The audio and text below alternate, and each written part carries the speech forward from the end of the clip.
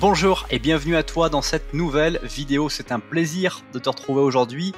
Et aujourd'hui, j'aimerais te partager mon avis sur Napoleon Hill, puisqu'il y a beaucoup de personnes qui vont étudier Napoleon Hill et qui ne se posent pas forcément cette question: est-ce qu'il est vraiment légitime pour avoir écrit, entre autres, le livre Réfléchissez et devenez riche. Dans cette vidéo, je te partage un petit peu toutes les pistes de mon étude de Napoleon Hill, donc reste très attentif. Mais juste avant qu'on commence le contenu de cette vidéo, et si tu n'es pas encore abonné, je t'invite à t'abonner à la chaîne YouTube en activant les notifications pour ne pas rater les prochaines vidéos et redécouvrir les vidéos les plus populaires. Par ailleurs, si tu es déjà abonné, je t'invite à apprécier cette vidéo pour me permettre de le savoir et de m'encourager à continuer ce type de partage de vidéos. Alors, Napoleon Hill est une personne qui a écrit de nombreux ouvrages sur la réussite, le succès, sur la manière d'être persuasif. Bref, il écrit sur différents domaines. Mais comment en est-il arrivé et quelle est sa légitimité d'avoir écrit ces différents ouvrages? Comment peut-on s'y fier? Pourquoi devrions-nous nous fier ou pas à ces ouvrages? C'est ce que je vais tenter de te partager comme information sur Napoleon Hill. D'abord, ce qu'il faut savoir sur Napoleon Hill, c'est que il a été le disciple de Andrew Carnegie. Andrew Carnegie, c'était l'une des premières personnes à être le plus riche du monde avec l'industrie de l'acier, et aussi la première personne à avoir été le philanthrope, à donner toute sa fortune à des fondations, des bibliothèques, des œuvres caritatives, etc. Un peu comme Bill Gates a pu le faire dans le 21e siècle. Lui, il a fait ça à la fin du 19e et début du 20e. C'est pour te dire un petit peu l'avance qu'avait Andrew Carnegie. Et Napoleon Hill, qui était lui journaliste à l'époque, a eu une chronique dans laquelle il devait interviewer des personnes qui avaient réussi, des multimillionnaires, pour savoir quels étaient les ingrédients qui constituaient leur succès.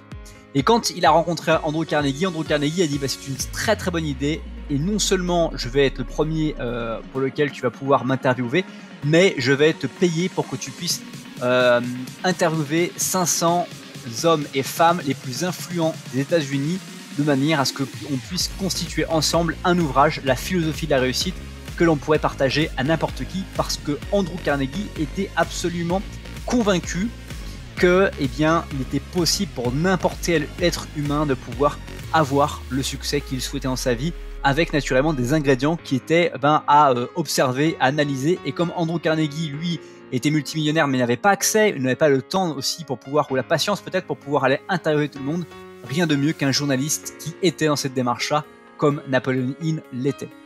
Donc mon avis sur Napoleon Hill, c'est que c'est quelqu'un qui a vécu jusqu'en 1970 et qui a pu, par tous les interviews qu'il a fait, les plus de 500 interviews, et surtout les notes écrites de ces interviews, puisqu'il n'avait pas d'audio à écouter, pas non plus de vidéo pour enregistrer, tous les écrits qu'il a pu faire, et donc toutes les rencontres, les relations humaines qu'il a fait avec toutes ces personnes les plus influentes des États-Unis au cours du début du XXe siècle, lui ont permis de constituer des notes extraordinaires, un gisement incroyable, qui lui ont permis de pouvoir écrire notamment Les Lois du Succès en 1928, puis derrière différents ouvrages, dont encore des ouvrages qui sortent aujourd'hui via sa fondation Napoleon Hill, qui continue à avoir tellement d'informations, tellement de données des interviews qu'avait fait Napoleon Hill il y a un siècle passé, qu'ils peuvent encore continuer à pouvoir faire nourrir la fondation avec des revenus via en fait l'apparition de livres régulièrement qui sortent par rapport à des axes de progression, des pensées qui étaient, on va dire,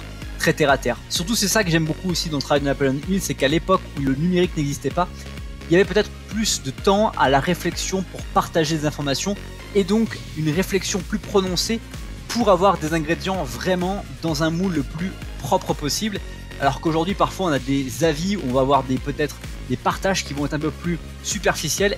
À l'époque, les conversations étaient beaucoup plus longues, le temps était plus long d'une certaine manière, puisqu'on prenait le temps de réfléchir et de présenter des idées de manière vraiment mûrie. Et c'est ça que je trouve vraiment extraordinaire dans les livres que propose Napoleon Hill. D'ailleurs, je te mettrai l'ensemble de ces livres actuellement disponibles sur Amazon dans la description si tu veux aller plus loin que la simple vidéo. Mais voilà, tout ça pour te dire que Napoleon Hill, pour moi, c'est vraiment quelqu'un qu'on peut lire, parce que très souvent des livres qui peuvent avoir un impact dans ta vie, ils ont été écrits il y a minimum 5 ans. Minimum 5 ans, c'est pour qu'on puisse connaître leur succès et l'impact qu'ils peuvent avoir sur les autres. Donc force est de constater qu'avec plus de 40 millions de livres vendus pour Réfléchissez et devenir riche, la philosophie de Napoleon Hill qui est, on va dire, très crédible, vraiment accordée avec ce que l'on vit.